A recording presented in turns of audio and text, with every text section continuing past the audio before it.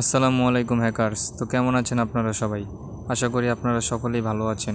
তো আজকে আমাদের cyber security for Android users সিরিজের প্রথম পর্ব। আশা করি আপনারা সকলেই ভিডিওটা মনোযোগ দিয়ে দেখবেন। অবশ্যই ভিডিওটা স্কিপ করলে আপনারা কিছু বুঝবেন না।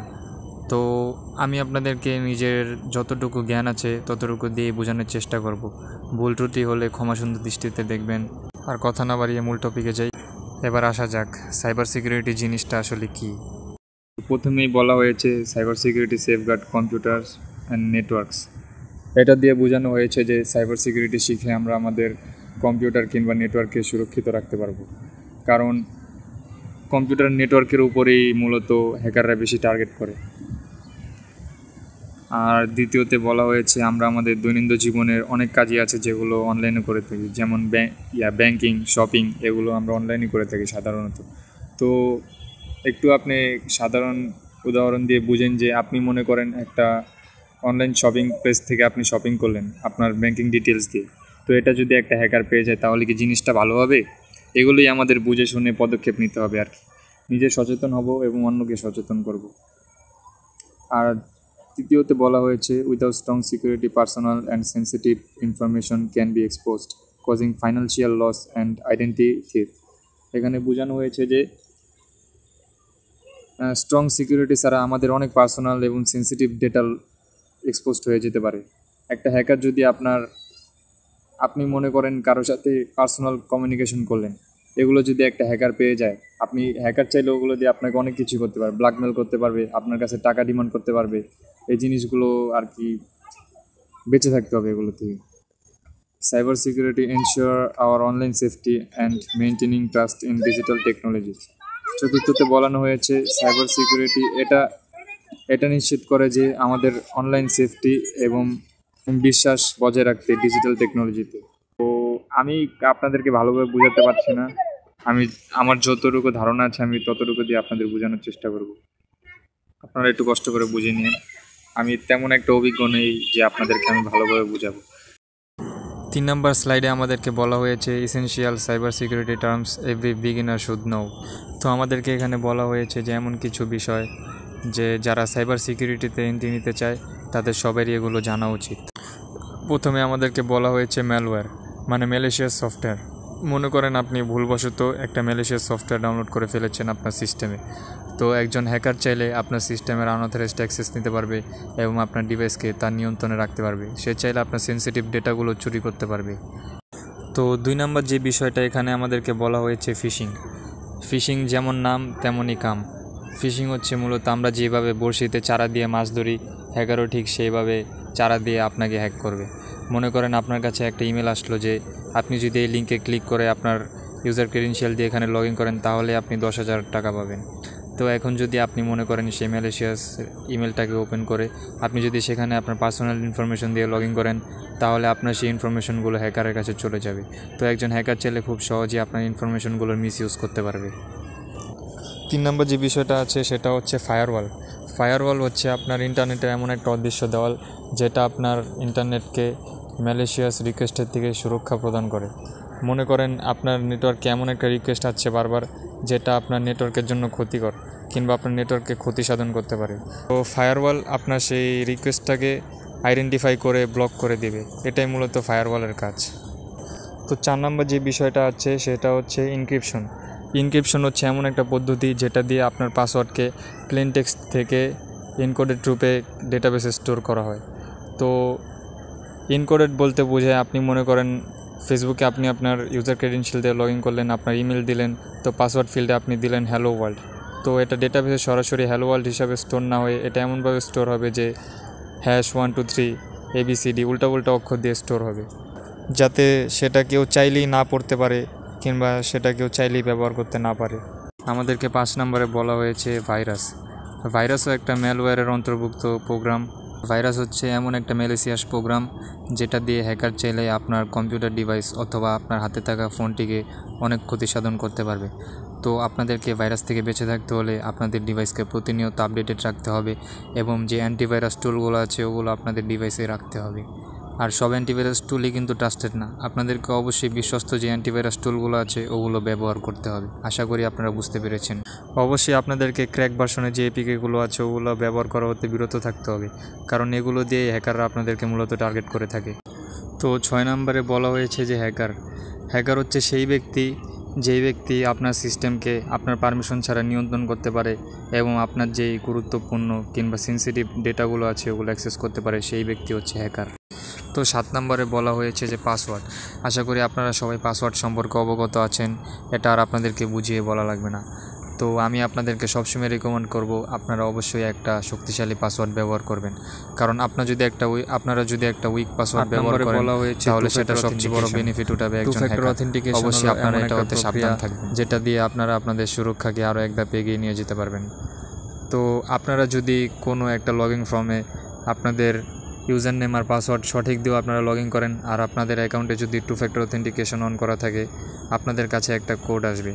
আপনারা যতক্ষণ সেই কোড না দিবেন আপনারা সেই অ্যাকাউন্টটিতে লগইন করতে পারবেন না।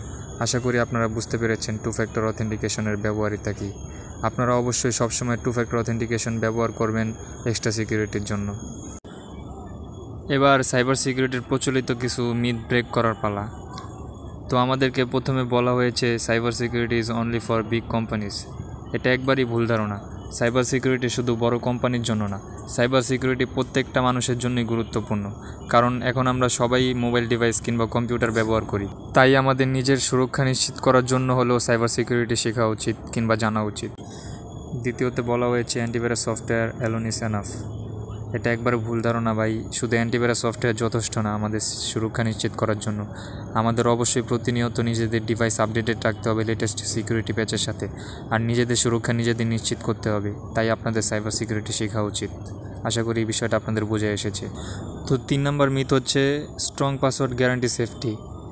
না ভাই, শুধু একটা স্ট্রং পাসওয়ার্ডই আপনাদেরকে সুরক্ষা নিশ্চিত করতে পারে না। একটা স্ট্রং পাসওয়ার্ড দরকার আছে, ঠিক আছে, কিন্তু তার পাশাপাশি আপনাদের এক্সট্রা লেয়ার অফ সিকিউরিটি রাখতে হবে, যেমন 2 ফ্যাক্টর অথেন্টিকেশন, আরও যেই মাল্টি লেয়ার অথেন্টিকেশনগুলো আছে ওগুলো আপনাদের ব্যবহার করা উচিত। আর সবসময় চেষ্টা করবেন যে একটা শক্তিশালী পাসওয়ার্ড ব্যবহার করতে। 4 নম্বর মিথে বলা হয়েছে যে সাইবার থ্রেট আর রেয়ার। না ভাই, আসলে আপনারা এইসব বিষয়গুলোর সাথে অবগত না। সাইবার থ্রেট একদমই রেয়ার না। সাইবার থ্রেট প্রত্যেক মিনিটে একটা না একটা সাইবার থ্রেট আসতেই থাকে। বড় বড় প্রতিষ্ঠানে, সফটওয়্যারে, ওয়েবসাইটে সবসময় একটা না একটা সাইবার থ্রেট আসতেই থাকে।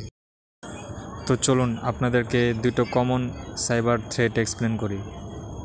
ম্যালওয়্যার আর সোশ্যাল ইঞ্জিনিয়ারিং, এই 2টো সাইবার থ্রেট সবচেয়ে বেশি কমন। তো ম্যালওয়্যারের ভিতরেও 3টা ক্যাটাগরি আছে। প্রথমত হচ্ছে ভাইরাস, যেটা একটা প্রোগ্রাম। এটা মনে করেন আপনার ফাইল, আপনার ডেটাগুলোকে ড্যামেজ করতে সক্ষম। দ্বিতীয়ত হচ্ছে র্যানসামওয়্যার। র্যানসামওয়্যার হচ্ছে এমন একটা ম্যালওয়্যার যেটা যদি আপনার ডিভাইসে একবার এসে পড়ে, আপনার যেই ডেটাগুলো আছে, ফাইলগুলো আছে, ওগুলো লক করে আপনার কাছে র্যানসাম ডিমান্ড করতে পারে। আপনি যদি তাকে র্যানসাম দেন তাহলে সে আপনার ফাইলগুলো আনলক করবে। তৃতীয়ত হচ্ছে স্পাইওয়্যার। স্পাইওয়্যারের সবচেয়ে জনপ্রিয় উদাহরণ হচ্ছে আপনার মোবাইল ডিভাইসে থাকা কিছু সোশ্যাল মিডিয়া অ্যাপগুলো, যেমন ফেসবুক। আপনি প্রতিনিয়ত কী করছেন, কী বলছেন, কার সাথে কথা বলছেন, কার সাথে মেসেজ করছেন, সব কিছু আপনাকে স্পাই করছে। আশা করি আপনি বুঝতে পেরেছেন। তো এবার আমরা সোশ্যাল ইঞ্জিনিয়ারিং নিয়ে আলাপ করব। সোশ্যাল ইঞ্জিনিয়ারিংয়ে হ্যাকার চাইলে আপনার ব্রেনকে নিয়ন্ত্রণ করতে সক্ষম হবে। হ্যাকার আপনাকে একটা ফিশিং লিঙ্ক পাঠালে আপনি যদি সেটাতে আপনার ইউজার ক্রেডেনশিয়াল দিয়ে লগ ইন করেন তাহলে আপনার যেই ক্রেডেনশিয়ালগুলো আছে সেগুলো হ্যাকারের কাছে চলে যাবে। তো সোশ্যাল ইঞ্জিনিয়ারিংয়ের দ্বিতীয় ধাপে বলা হয়েছে বেইটিং। বেইটিং বলতে হ্যাকার চাইলে আপনাকে ফেক প্রমিস করে আপনার বিশ্বাস অর্জন করে নিতে পারে। আপনি যাতে সে চাইলে আপনার মুখ দিয়েই আপনার যে পার্সোনাল ডেটাগুলো আছে সেগুলো বের করে নিতে পারবে। আবার তৃতীয়তে বলা হয়েছে প্রিটেক্সটিং। হ্যাকার চাইলে আপনাকে এমন একটা সিনারিওতে ফেলে দিবে যাতে সে আপনার বিশ্বাস অর্জন করতে সক্ষম হয়।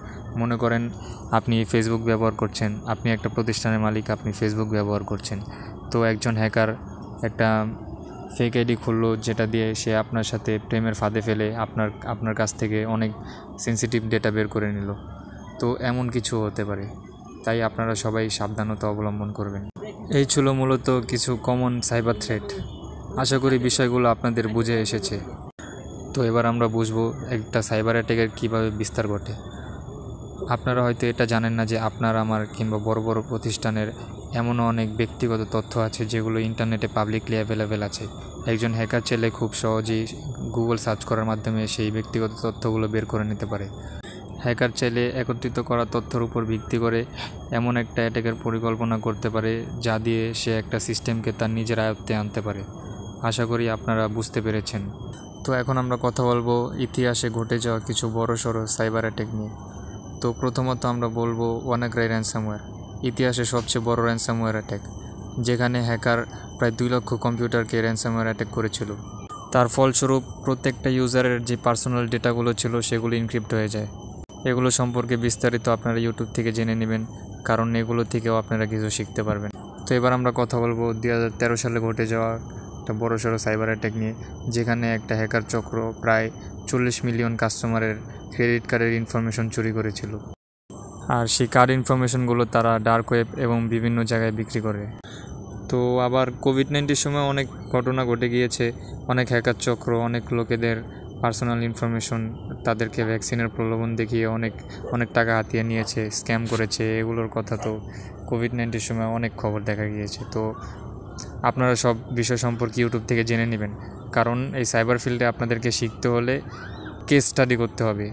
ইতিহাসে যা যা ঘটে গিয়েছে তা নিয়ে ঘাটাঘাটি করতে হবে, সেগুলো সম্পর্কে জানতে হবে, কিভাবে অ্যাটাক হয়েছিল, কিভাবে তার সমাধান হয়েছিল, এগুলো সম্পর্কেও আপনাদের জানতে হবে। তো এই ছিল কিছু ঘটনা, আমি বিস্তারিত বলিনি কারণ ভিডিওটা এমনিতে অনেক লম্বা হয়ে গেছে। তো আমি যদি গভীরভাবে বলতে চাই তাহলে ভিডিওটা আরও লম্বা হয়ে যাবে, তাই আপনারা এইসব বিষয় সম্পর্কে ইউটিউব থেকে কষ্ট করে জেনে নেবেন। তো এখন আমরা শিখবো কিছু সিম্পল ডিফেন্স স্ট্র্যাটেজিস। তো আমাদের প্রথমত বলা হয়েছে যে স্ট্রং পাসওয়ার্ড ব্যবহার করতে হবে।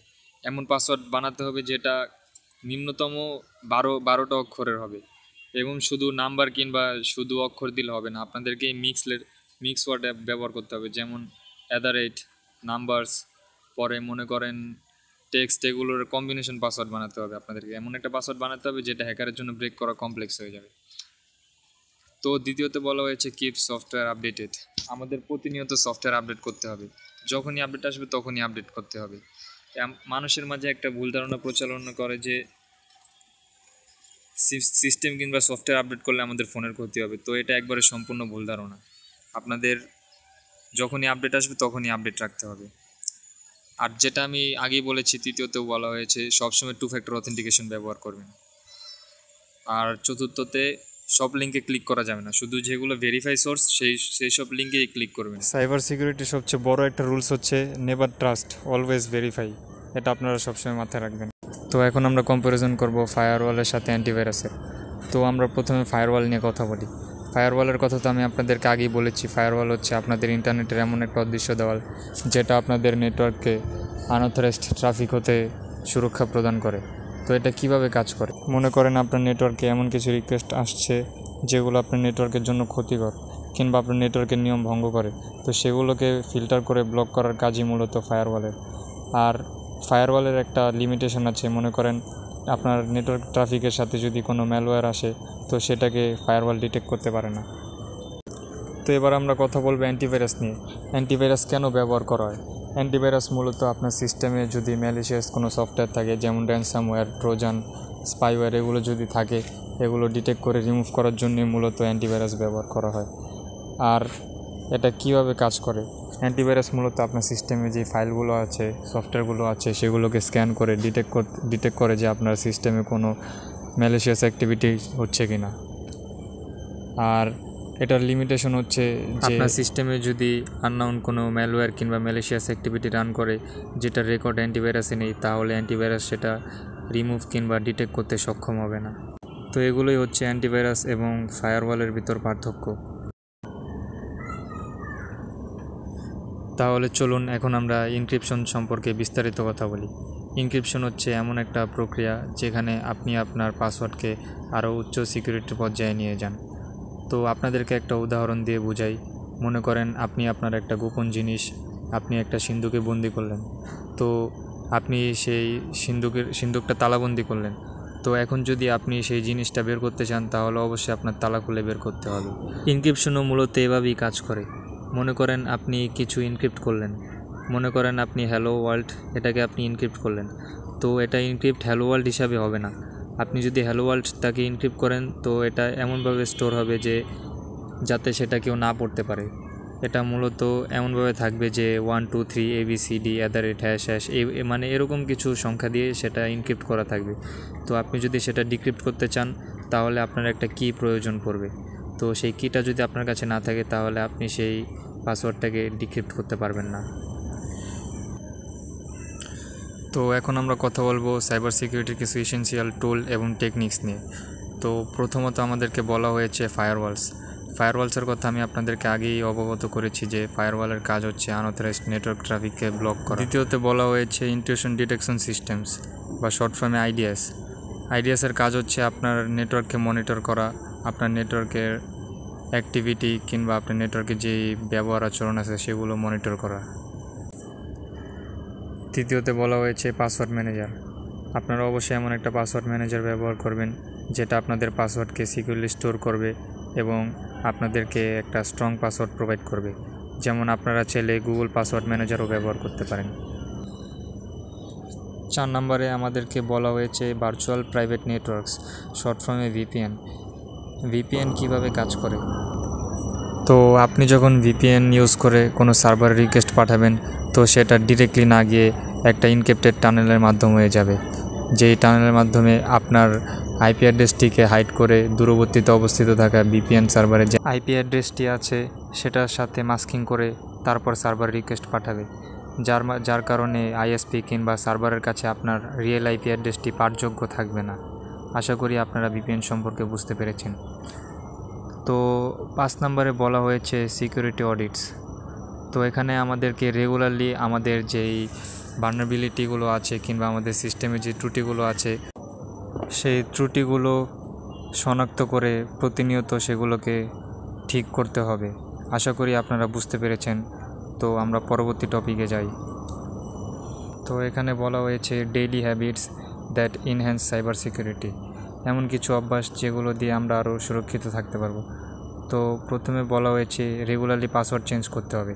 এটা তো আপনারা সবাই জানেন। আপনারা যদি প্রতিনিয়ত পাসওয়ার্ড পরিবর্তন না করেন তাহলে আপনারা সাইবার ক্রিমিনালের খপ্পরে পড়তে পারেন। দ্বিতীয় নম্বরে বলা হয়েছে avoid using public wifi for banking or shopping. আপনারা অবশ্যই এটা খেয়াল রাখবেন যে আপনারা পাবলিক ওয়াইফাইতে কানেক্টেড থাকা অবস্থায় আপনারা ব্যাংকিং এবং শপিং যেই কাজগুলো আছে সেগুলো করবেন না, কারণ এটা হতে পারে হ্যাকারের বিছানো একটা জাল। আপনারা যদি সেই নেটওয়ার্ক পাবলিক ওয়াইফাইতে কানেক্ট হয়ে আপনারা যদি কোনো ব্যাংকিং কিংবা শপিংয়ে লেনদেন করেন, ক্রেডিট কার্ড কিংবা ব্যাংকিংয়ের যে ইনফরমেশনগুলো আছে সেগুলো দিয়ে হ্যাকার ছেলে খুব সহজেই আপনাদের সেই ইনফরমেশনগুলো কিংবা আপনার সেই ট্রানজ্যাকশনগুলো মনিটর করে আপনার ক্রেডিট কার্ডের ইনফরমেশন স্টিল করতে পারবে। 3 নম্বরে আমাদেরকে বলা হয়েছে ব্যাকআপ ইম্পর্টেন্ট ডেটা ফ্রিকুয়েন্টলি। তো আপনারা এটাও সবসময় খেয়াল রাখবেন যে আপনাদের যে গুরুত্বপূর্ণ ডেটাগুলো আছে সেগুলো আপনারা ব্যাকআপ করে রেখেছেন। যদি বাই চান্স এমন হয়ে যায় যে আপনারা একটা র্যানসামওয়্যার অ্যাটাকের শিকার হয়েছেন এবং আপনাদের যেই পার্সোনাল ডেটাগুলো আছে সেগুলো এনক্রিপ্টেড হয়ে গেছে, তো হ্যাকার এখন আপনাদের কাছে র্যানসাম ডিমান্ড করছে কিন্তু আপনারা সেটা দিতে রাজি না। তো আপনারা চাইলে আপনাদের যেই ব্যাকআপ করা ডেটাগুলো আছে সেগুলো আবার খুব সহজেই ব্যবহার করতে পারবেন। 4 নম্বরে বলা হয়েছে be cautious opening emails or attachment from unknown senders. আপনারা সবসময় এটা খেয়াল রাখবেন যে কোনো অপরিচিত সেন্ডারের থেকে ইমেল কিংবা অ্যাটাচমেন্ট ওপেন করবেন না, কারণ এমনও হতে পারে আপনি যদি একটা অ্যাটাচমেন্ট ওপেন করেন আর সেটা যদি আপনার ব্রাউজারে গিয়ে ডিরেক্টলি ওপেন হয়, হ্যাকার যদি সেই অ্যাটাচমেন্টটিতে ম্যালিশিয়াস জাভাস্ক্রিপ্ট কোড ইনজেক্ট করে থাকে তাহলে আপনার সেই অ্যাটাচমেন্টটি ওপেন করার কারণেই আপনার খুব বড় ক্ষতি হয়ে যেতে পারে। 5 নম্বরে বলা হয়েছে keep device and apps updated. এটা সবসময় আমি আপনাদেরকে বলবো আপনাদের ডিভাইস সবসময় লেটেস্ট সিকিউরিটি প্যাচের সাথে আপডেটেড রাখবেন এবং আপনারা যে অ্যাপগুলো আছে ওগুলো প্রতিনিয়ত আপডেটেড রাখবেন, কারণ পুরানো ভার্সনের যে অ্যাপ্লিকেশনগুলো আছে ওগুলোর মাধ্যমে একজন হ্যাকার ছেলে আপনার ডিভাইসকে তার নিজের আয়ত্তে নিতে পারে। তো চলুন এখন ফিশিং নিয়ে কিছু কথা বলা যাক।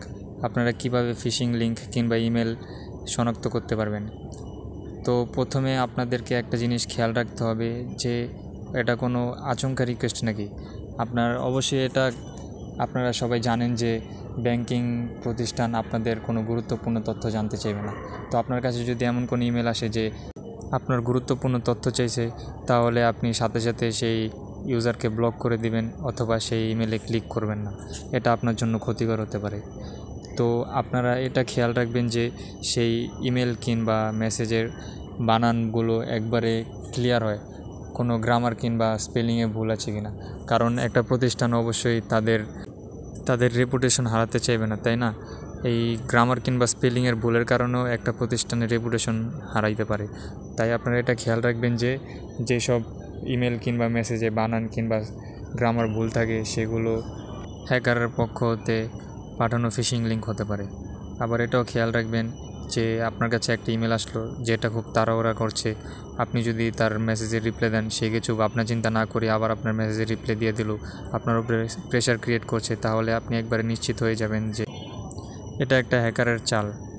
আশা করি আপনারা বিষয়গুলো বুঝতে পেরেছেন। অবশ্যই আপনারা ফিশিং হতে সাবধান থাকবেন, সব কিছু ভালোভাবে বিবেচনা করে তারপর কোনো গুরুত্বপূর্ণ তথ্য প্রদান করবেন। তো চলেন এবার কিছু প্র্যাকটিক্যাল স্টেপ নিয়ে কথা বলি, যেগুলো আপনারা আজকের থেকে শুরু করে দিবেন। তো প্রথমত আপনাদের একটা ট্রাস্টেড অ্যান্টিভাইরাস সফটওয়্যার ইনস্টল করতে হবে, যেটা আপনাদের ডিভাইসকে সুরক্ষা প্রদান করবে। আর দ্বিতীয়ত আমি আপনাদেরকে বারবার বলি, আবারও বলবো যে আপনারা অবশ্যই 2 ফ্যাক্টর অথেন্টিকেশন ব্যবহার করবেন। সব অ্যাকাউন্টের জন্য এক্সট্রা সিকিউরিটি প্রদান করবে 2 ফ্যাক্টর অথেন্টিকেশন। আর একটা পাসওয়ার্ড ম্যানেজার ব্যবহার করতে পারেন আপনারা, যেটা আপনাদের পাসওয়ার্ডকে সিকিউরলি স্টোর করে রাখবে, এবং আপনারা চাইলে সেটা রিকমেন্ডেশন অনুযায়ী একটা পাসওয়ার্ডও ব্যবহার করতে পারেন। আর অবশ্যই আপনাদেরকে ফিশিং লিঙ্কগুলো শনাক্ত করা শিখতে হবে।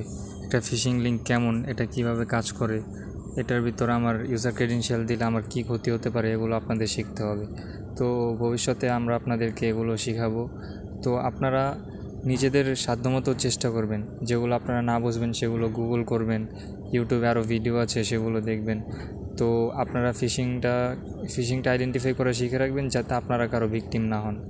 আর আমি আপনাদেরকে আগেই ফিশিংয়ের বিস্তারিত বলেছি। তো আপনারা রেগুলারলি আপনাদের যে অপারেটিং সিস্টেমটি আছে, যেমন আপনারা যদি মোবাইল ফোন ইউজ করেন, আপনারা হয়তো iOS কিংবা অ্যান্ড্রয়েড ইউজার, তো আপনারা আপনাদের অপারেটিং সিস্টেমটি আপডেটেড রাখবেন। আবার যদি আপনারা কম্পিউটার ইউজার হন, যেমন আপনারা উইন্ডোজ ইউজ করেন যদি কিংবা লিনাক্স ইউজ করেন, অবশ্যই আপনারা আপনাদের সিস্টেমকে প্রতিনিয়ত আপডেটেড রাখবেন। তো আশা করি আপনারা বুঝতে পেরেছেন। তো আর দেরি না করে আপনারা আজকের থেকে এই স্টেপগুলো ফলো করা শুরু করে দিন, যাতে আপনারাও কোনো হ্যাকারের ভিকটিম বা টার্গেট হওয়া থেকে বাঁচতে পারেন। আশা করি আমি আপনাদেরকে বোঝাতে সক্ষম হয়েছি। আপনারা আমার ভুল ত্রুটিগুলোকে ক্ষমা সুন্দর দৃষ্টিতে দেখবেন। তো আমরা এখন ভিডিওর শেষ পর্যায়ে এসে পড়েছি। এখন আমরা আলোচনা করব একটা শক্তিশালী সিকিউরিটি সিস্টেম কিভাবে বজায় রাখা যায়। তো আমরা এতক্ষণ যা আলোচনা করলাম তার সাপেক্ষেই এখন শেষ পর্যায়ের আলোচনা করব। তো প্রথমত এখানে বলা হয়েছে understand common cyber threat to recognise risk early. তো আপনাদেরকে কমন যে সাইবার থ্রেটগুলো আছে সেগুলো বুঝতে হবে, সেগুলো আপনার উপর কী ইম্প্যাক্ট পড়বে সেগুলো বুঝতে হবে, যাতে আপনারা সব সাইবার থ্রেটগুলো আগের থেকেই শনাক্ত করতে পারেন। আর দ্বিতীয়তে বলা হয়েছে use strong unique password for all accounts. অবশ্যই আপনারা আপনাদের যত অ্যাকাউন্ট আছে সবগুলোর জন্য একটা ইউনিক আর শক্তিশালী পাসওয়ার্ড ব্যবহার করবেন। দেখেন 3 নম্বরে আবারও 2 ফ্যাক্টর অথেন্টিকেশনের কথা বলা হয়েছে। তো বারবার কেন 2 ফ্যাক্টর অথেন্টিকেশনের কথা বলা হচ্ছে আপনারা অবশ্যই ধারণা করতে পারছেন, কারণ 2 ফ্যাক্টর অথেন্টিকেশনটা খুবই গুরুত্বপূর্ণ আপনার অ্যাকাউন্টের সিকিউরিটি প্রদান করার জন্য। অবশ্যই আপনারা সবাই 2 ফ্যাক্টর অথেন্টিকেশন ইনেবল করে রাখবেন, যাতে করে আপনারা আপনাদের অ্যাকাউন্টকে এক্সট্রা সিকিউরিটি প্রদান করতে পারবেন। 4 নম্বরে আমাদেরকে কী বলা হয়েছে, stay vigilant against scams and phishing attempts. অবশ্যই আপনাদেরকে ফিশিং এবং স্ক্যাম হতে সতর্ক থাকতে হবে। আপনাদের কাছে যদি কোনো ব্যাংকিং কিংবা কোনো আপনাদের গুরুত্বপূর্ণ তথ্য চাই এমন যদি কোনো ইমেল আসে, আপনারা অবশ্যই সেটাকে ব্লক করে দিবেন। আর সবসময় আপনারা কোনো লিঙ্ক ওপেন করার সময় সেটাকে ভেরিফাই করে নেবেন, এবং প্রত্যেকটা লিঙ্ককে আপনারা ভেরিফাই করে নেবেন, প্রত্যেকটা ইমেলকেও আপনারা ভেরিফাই করে নেবেন। আর 5 নম্বরে বলা হয়েছে continuously update your skill to adapt to evolving threats. অবশ্যই আপনারা আপনাদের যে স্কিল আছে প্রতিনিয়ত আপনারা সিস্টেমের সাথে নিজেকেও আপডেটেড রাখবেন, কারণ আপনারা যদি নিজেদেরকে আপডেটেড রাখেন, প্রতিনিয়ত কিছু না কিছু শিখতে থাকেন, তাহলে আপনারা সাইবার সিকিউরিটি ফিল্ডে অনেক উন্নতি করতে পারবেন। তো একদম লাস্টে আমাদেরকে বলা হয়েছে maintaining awareness and proactive habits to ensure ongoing security. অবশ্যই আপনাদেরকে এমন একটা অভ্যাস গড়ে তুলতে হবে যাতে করে আপনারা আপনাদের সিস্টেমকে সিকিউর রাখতে পারেন। মনে করেন আপনার কাছে যখনই আপডেট আসবে আপনি তখনই আপনাদের অ্যাপ্লিকেশন কিংবা আপনাদের অপারেটিং সিস্টেমকে আপডেট দিয়ে দিবেন। এমন একটা অভ্যাস গড়ে তুলবেন যাতে আপনি নিজের সুরক্ষা নিজেই প্রদান করতে পারেন, কারণ এই সাইবার ফিল্ডটা অনেক ভয়ানক। আপনাদের নিজের সুরক্ষা নিজেকেই প্রদান করতে হবে। আশা করি আপনারা বুঝতে পেরেছেন। অবশ্যই আপনারা এই বিষয়বস্তুগুলোর উপর আমল করবেন, আর আমার ভুল ত্রুটিগুলো ক্ষমাসুন্দর দৃষ্টিতে দেখবেন, কারণ আমি ইউটিউবে নতুন, আমি আগে ভিডিও মেক করিনি। আর যা যা আপনাদের বুঝতে কষ্ট হবে আপনারা কমেন্টে জানাবেন দয়া করে, আমি আপনাদের কমেন্টের উত্তর দেব। আর এই ছিল আজকের ভিডিও। আর আগামীকাল হতে লিনাক্সের টিউটোরিয়াল ভিডিও দেব, কিভাবে আপনারা আপনাদের অ্যান্ড্রয়েড ফোনে লিনাক্স ইনস্টল করতে পারেন, সম্পূর্ণ গ্রাফিক্যাল ইউজার ইন্টারফেস ব্যবহার করতে পারেন, এবং লিনাক্সের যে কমান্ড আদিগুলো আছে সেগুলো আপনাদেরকে দেখাবো। তো আল্লাহ হাফেজ।